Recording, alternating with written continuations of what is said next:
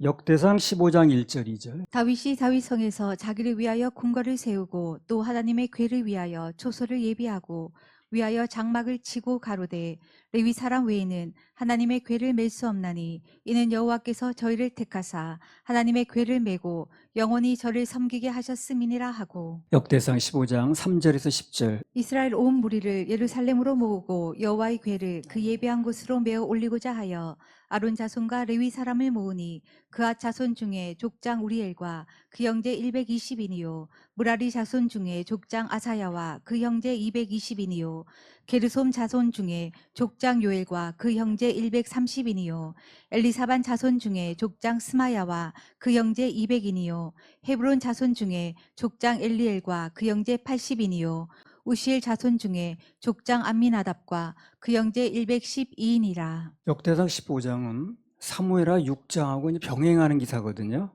그래서 좀 병행해서 이렇게 말씀을 드릴 텐데요. 그 사무엘하 6장에서는 단지 법궤를 예루살렘으로 옮기는 장면만 나왔거든요. 근데 오늘 역대상 15장에서는 그 법궤 이동에 대해서 이제 좀 더 세밀하게 이제 기록이 나왔습니다. 그래서 특히 이 본 역대상 15장에서는 법궤 운반을 위한 준비 과정, 그리고 레위인들이 그 직능별 또 임무가 있어요. 거기에 대해서 이제 자세히 기록이 되어 있습니다. 저기 서론사만 이제 그런 말씀을 한번 드렸고요. 15장 1절 2절 다시 한번 읽어보세요. 다윗이 다윗성에서 자기를 위하여 궁궐을 세우고 또 하나님의 궤를 위하여 처소를 예비하고 위하여 장막을 치고 가로되 레위 사람 외에는 하나님의 궤를 맬 수 없나니 이는 여호와께서 저희를 택하사 하나님의 궤를 메고 영원히 저를 섬기게 하셨음이니라 하고 2절 중간쯤에 여호와께서 저희를 택하사 하나님의 궤를 메고 영원히 저를 섬기게 하셨습니다 라는 말씀이 나왔습니다. 그래서 이제 이런 걸 보면서 우리가 뭘 알 수 있냐면 하나님의 짐을 지는 것은 의무라기보다는 택함 받은 자의 뭡니까? 특권입니다. 특권이라고 인식을 바꿔야 돼요. 안 그러면 짐이 너무 많아. 교회 좀 쉬었다 나가야 돼. 짐이라고 생각해서 그래요. 그러나 하나님께서 맡겨주신 임무는 짐이 아니고 의무도 아니고 특권입니다. 왜 아무나 맡는 게 아니에요. 그래서 하나님의 사람이 하나님의 사명을 메고 가는 것을 짐으로 생각해서는 안 된다는 겁니다. 예배도 짐이 아닙니다. 그렇게 생각하는 사람 있잖아요. 짐스러워 이거. 쉬는 날인데 여기 나와서 앉았어야 되고. 짐이 아니라니까. 얼마나 특권이라는 걸 알아야 됩니다. 아무나 드릴 수 있는 게 아니에요. 그 영화 배우에게 역할 주어지죠. 짐입니까? 영화 배우한테 배역을 주는 게 짐이냐고요. 특권이지. 그래서 그 배역이 뭐 넘어지는 역할이든 한겨울에 물속에 들어가는 역할이든 아무튼 배우는 자기 역할을 받았을 때 빛이 나는 겁니다. 전에 그 뚝섬에서 영화 촬영 많이 했거든요. 그 영화 촬영하는 데 쉬운 게 아니더라고. 그 배우가 넘어지는 역할을 이제 촬영하는 거예요. 그런데 넘어졌어. 감독이 아니래. 실감나게 넘어져야 된다는 거야. 몇 번을 다시 넘어지는 거예요, 그거를. 그래서 나중에는 무릎이 다 까져가지고 피가 날 정도로 그러니까 이제 그때 오케이 하는 거예요. 그래서 저 보통 일이 아니네. 그리고 또 한겨울인데 물속에 들어가는 장면이 있어. 그것도 그냥 망설이다 들어가면 실감이 안 난다고 그래가지고 팍 뛰어드는 걸로. 그래서 그 역할 자체가 그렇게 쉬운 역할 아닐 수도 있지만 아무튼 간에 그래도 배우는 배역을 맡아야 돼요. 그래야 존재 가치가 있는 거지. 배우가 역할이 없으면 뭐 하겠어요? 그래서 우리 하나님의 사람들도 역할이 있어야 됩니다. 뭘 맡겨주시든 그 맡겨준 거에 대해서 특권이라는 생각을 가지고 감사해야 됩니다. 나만 하는 거야. 이게 왜 나밖에 사람이 없는 거예요? 어떻게 된 거야? 그렇게 생각할 게 아니라는 거죠. 전에 그 광야에서 40년간 관을 메고 다니던 사람하고 하나님의 궤를 메는 사람 차이를 얘기했잖아요. 그죠? 그래서 하나님의 궤를 메는 사람도 힘이 들어요. 그걸 메고 다니려다 보니까. 그러나 그 반면에 관을 메고 다니는 사람도 있었다니까요. 누구 관이에요, 그게? 요셉의 관을. 관을 메고 다니는 것보다는 하나님의 궤를 메는 게 낫지 않습니까? 그 세상에 무슨 짐이 없나요? 세상 나가도 짐이 다 있습니다. 그러나 뭐 그런 짐도 뭐 살면서 질 수는 있겠습니다만 정말 하나님의 짐은 특권이고 보상이 있고 보상이 또 이 땅에서만 있는 게 아니에요. 30배, 60배, 100배로 하늘나라에서 있습니다. 천국과 지옥을 잘 못 믿는 사람은 그런 게 뭐 있긴 뭐 있냐 하지만 그렇지 않습니다. 역대상 15장 1절 2절. 다윗이 다윗성에서 자기를 위하여 궁궐을 세우고 또 하나님의 궤를 위하여 처소를 예비하고 위하여 장막을 치고 가로되 레위 사람 외에는 하나님의 궤를 맬 수 없나니 이는 여호와께서 저희를 택하사 하나님의 궤를 메고 영원히 저를 섬기게 하셨음이니라 하고. 그래서 주일날 예배드리기로 정하신 날인데 사람이 정한 게 아니에요. 창세기 때부터 하나님이 정하신 겁니다.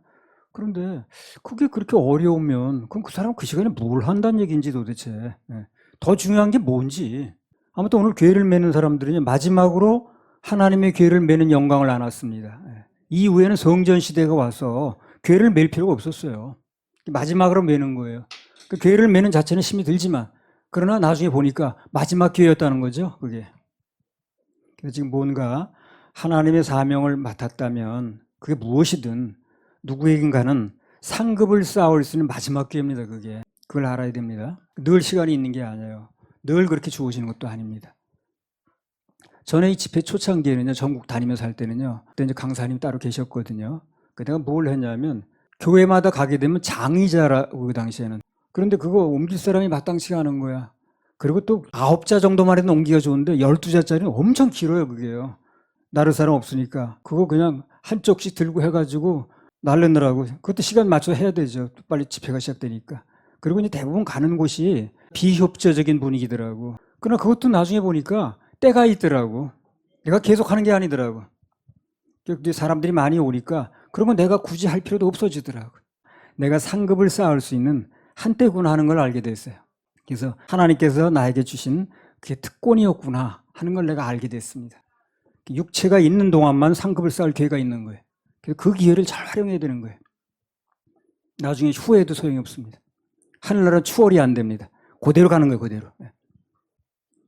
지금 하고 있는 봉사도 더 많은 사람이 오든가 더 나은 실력자들이 오면 자동적으로 넘어가는 겁니다. 그렇죠? 더 이상 일거리가 없다니까요. 지금 할 수 있을 때 하는 거예요. 그래서 지금 기회가 있을 때 많이 충성하고 또 상급 쌓을 수 있을 때 많이 쌓아놓는 것입니다. 그리고 무엇보다도 하나님께서 나에게 시간을 주셨을 때 아주 즐거운 마음으로 해야 돼요. 즐거운 마음으로. 이건 특권이니까.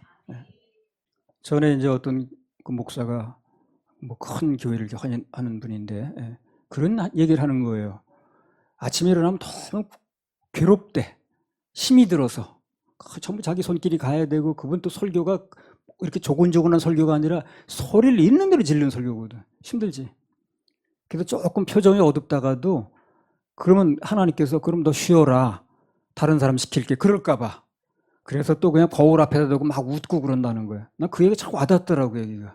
봉사도 헌신도 다 육신이 있을 때 주신 기회입니다, 그게. 늘 있는 게 아니라 때가 있어요. 더욱이 하늘나라 가게 되면 더 이상 봉사할 필요도 없고 헌신할 필요도 없습니다, 그게. 그런 거 하는 데가 아니야, 그냥. 더 이상 상급 쌓을 수가 없다는 거지. 거기서 이 땅에 한 것 가지고 누리는 거야. 이 땅에 한 것 가지고 다 계산하는 겁니다. 추월이 없어요, 추월이. 역대상 15장 4절에서 10절. 아론 자손과 레위 사람을 모으니 그앗 자손 중에 족장 우리엘과 그 형제 120인이요 무라리 자손 중에 족장 아사야와 그 형제 220인이요 게르솜 자손 중에 족장 요엘과 그 형제 130인이요 엘리사반 자손 중에 족장 스마야와 그 형제 200인이요 헤브론 자손 중에 족장 엘리엘과 그 형제 80인이요 우시엘 자손 중에 족장 암미나답과 그 형제 112인이라. 자, 그래서 하나님 안에서 충성 봉사하는 것도 다 때가 있다고 그랬습니다. 그런 의미에서 오늘 역대상 15장 4절에서 10절 읽었죠, 지금요. 하나님으로부터 일을 배정받은 사람들의 명단이 나왔습니다. 그래서 이건 앞서 말한 대로 상 받을 기회적인 측면에서 보면 축복의 명단입니다, 이게. 그래서 하나님께서 일 맡기시고 그분이 시간을 드릴 수 있다면 또 물질로 섬길 수 있다면 특권입니다. 그거는 절대 의무라든가 무슨 짐이 아니에요. 다윈 역시 그렇습니다. 인생의 최고 전성기가 언제였느냐, 그 사람이. 그 사람이 늙도록 무슨 왕노릇하고 했습니다만 가장 최고의 전성기가 바로 그때야. 하나님께 헌신할 때였어요. 일할 때였습니다. 나중에 뭐 왕이 돼가지고 편안히 지내니까 무슨 뭐 이웃집 무슨 뭐 여자하고 뭐 썸씽이라고 아무것도 안 했어요. 한 게 없어요, 그 사람이. 하나님의 일에 전념하고 신경 쓸 때가 전성기였다니까요. 우리의 전성기도 마찬가지입니다. 그냥 뭐 나중에 세상에서 잘 먹고 잘 사는 그게 전성기가 아니에요. 그걸 전성기라고 생각하면 안 됩니다. 내가 하나님 안에서 충성하고 봉사하고 심고 예배드리고 이때가 전성기라. 그게 전성기인 거예요. 그래서 뭐 남의 아내하고 부적절한 관계나 갖고 그러면 왕자리는 맞지만 그러나 그 인생은 전성기가 아니었다는 거. 그게 전성기입니다. 전성기입니까? 그게 급전직하지. 그래서 누가 됐든 하나님의 사명을 감당할 때가 그때가 최고 전성기다. 이렇게 생각하면 됩니다. 전성기. 이거 이런 얘기는요. 구원 받아야 믿어집니다. 구원 안 받은 사람 이런 얘기 믿어지질 않아요. 가치관이 변하지 않았기 때문에 뭘 저렇게 말할까. 구원 받으면 얘기 믿어집니다. 가치관이 바뀌니까. 그래서 먼저 구원을 받으라고 얘기를 하는 거예요. 역대상 15장 11절에서 15절. 다윗이 제사장 사독과 아비아다를 부르고 또 레위 사람 우이엘과 아사야와 요엘과 스마야와 엘리엘과 암미나답을 불러 저희에게 이르되 너희는 레위 사람의 족장이니 너희와 너희 형제는 몸을 성결케 하고 내가 예비한 곳으로 이스라엘 하나님 여호와의 궤를 메어 올리라. 전에는 너희가 매지 아니하였으므로 우리 하나님 여호와께서 우리를 충돌하셨나니 이는 우리가 규례대로 저에게 구하지 아니하였음이니라. 이에 제사장들과 레위 사람들이 이스라엘 하나님 여호와의 궤를 메고 올라가려 하여 몸을 성결케 하고 모세가 여호와의 말씀을 따라 명한 대로 레위 자손이 채로 하나님의 궤를 꿰어 어깨에 매니라. 이 말씀은 이제 앞서 얘기한 반복이기도 한데 좀 다른 각도에서 보겠습니다. 자, 그러면 결정적인 순간에 다윗이 하나님의 제사장 사독하고 아비아다를 불렀습니다. 왜 부릅니까? 일 맡겨 쓰려고. 이게 원래 난세에 영웅난다고 군인은 원래 전쟁이 있어야 빛이 납니다. 그렇죠? 마찬가지로 하나님의 종은 하나님의 사람들은 그분의 일이 있어야 빛이 나는 거예요. 그분의 일이 있어야 빛이 나는 겁니다. 일 없어봐야 무슨 빛이 나나. 그래서 하나님의 군병들인 우리들도 그분께서 맡기신 사명을 아주 감지덕지하고 기뻐하고 감사하고 그래야지 뭘 귀찮아하거나 번거롭게 여기면 안 되는 겁니다. 짐 취급하면 안 되죠. 아무튼 그래서 오늘 다윗이 사독과 아비아달 두 제사장을 부른 건 그들이 할 일이 있으니까 부른 거예요. 그래서 우리도 하나님의 일이라면 어떤 것이든 그게 뭐 마이크 잡고 설교를 하는 일이든 뭐 여기 바닥을 한번 쓰는 일이든 관계없이 다 귀하게 여겨야 됩니다. 상급은 동일합니다. 하늘나라 가게 되면 어떤 일은 더 많은 상급, 그렇지 않아요. 똑같습니다. 그래서 그 일이 있으면 그 일 때문에 내가 존재하는 거예요. 전에 내가 천안에서 이제 형사계 근무할 때 그 교대 시간 임박해서 사건 신고가 들어올 때가 있어요. 9시에 예를 들어 교대를 하면 한 8시 50분쯤 전화가 오는, 다 안 받으려고 그래. 그때는 받아봤자 재미없는 전화거든. 그 얼굴들이 안 좋아. 그거 처리하다 보면 집에 가는 게 늦어지거든. 그럼 이제 뭐라 그런 줄 알아요? 그들 입에서 자기도 머리에 막 욕을 하는 거야. 우리 과장이 들으면 막 야단칩니다. 아니, 도둑이 있으니까 형사가 필요하지. 아무 일도 없으면 국가에서 월급을 왜 주냐. 당신들 데리고 있을 이유가 뭔데. 이렇게 나오는 거예요. 맞죠? 나 그 말 맞다고 생각해. 아니, 사건이 있으니까 경찰이 필요하고 도둑이 있으니까 형사가 필요하지. 그러니까 사건 생기는 거 괴로워하면 돼요, 안 돼요? 안 되죠. 그리고 어떤 일이라는 게 다 그 월급에 포함된 거예요. 조금 더 하든 덜하든. 같은 맥락에서 볼 때 우리도 뭔가 돌봐야 될, 사역해야 될, 도와줘야 될 대상이 있으니까 하나님으로부터 상급도 받는 겁니다. 하늘나라 가보세요. 상급이 어떤 건가. 교인 한 명도 얼마나 귀중합니까? 한 영혼이 온 천하보다 귀하다고 그랬는데. 그래서 그 천하보다 귀한 영혼, 한 영혼 살리시려고 목사도 세우는 거고 사역자도 붙여줘서 돌봐주게 하시는 겁니다. 그리고 뭐 많던 적도 없는데 사역비도 나눴잖아요.